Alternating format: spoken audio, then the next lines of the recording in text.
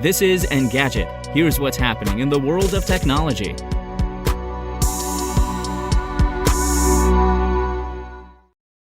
It's Tuesday, September 21st.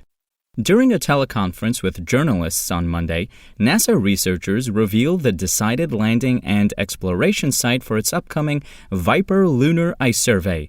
Lori Glaze, director of the Planetary Science Division at NASA headquarters, announced that the VIPER mission will land along the western edge of Relay Crater at the moon's south pole.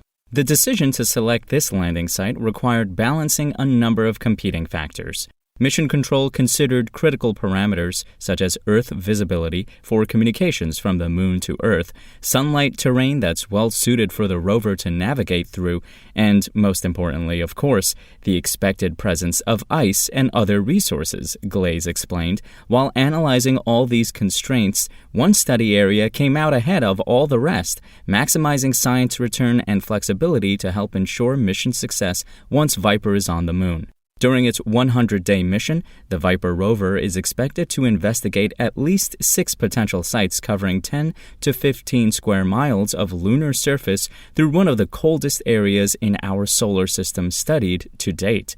That includes permanently shadowed craters that have a good probability of potentially containing water ice. We really don't know where that water is, so we had to find a place where we could cover significant distances. And by significant distances, I mean tens of kilometers, going in and out of thermal regimes that included everything from permanently shadowed craters with literally 50 Kelvin temperatures to areas that transitioned to a balmy 110 Kelvin and then all the way up to 250 Kelvin. Anthony Colaprete, lead project scientist at NASA Ames, said during the call, "We want to study the entire range of thermal environments." And the Securities and Exchange Commission has opened a wide-ranging investigation into Activision Blizzard, per the Wall Street Journal. The outlet reports the SEC recently subpoenaed the company and several executives, including CEO Bobby Kotick.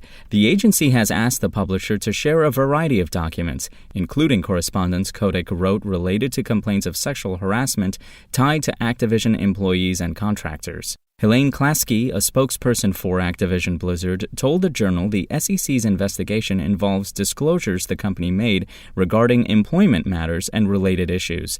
The agency reportedly hopes to find out whether Activision properly disclosed those problems, as well as whether those disclosures should have been shared earlier. An SEC investigation adds significantly more regulatory pressure on Activision Blizzard. In July, the California Department of Fair Employment and Housing, DFEH, sued the company, accusing its executives of fostering a frat boy workplace culture. According to the initial complaint, only 20% of all employees at Activision's Blizzard Entertainment unit are women, and they're consistently paid less and overlooked for promotions. 1 month later, DFEH expanded the scope of the lawsuit to include both workers and employees. It also accused the company of using non-disclosure agreements to interfere with its ability to address the workplace violations that had happened at the studio. If you want to catch the latest tech news as it's happening, check out Engadget.com or tune in again every weekday.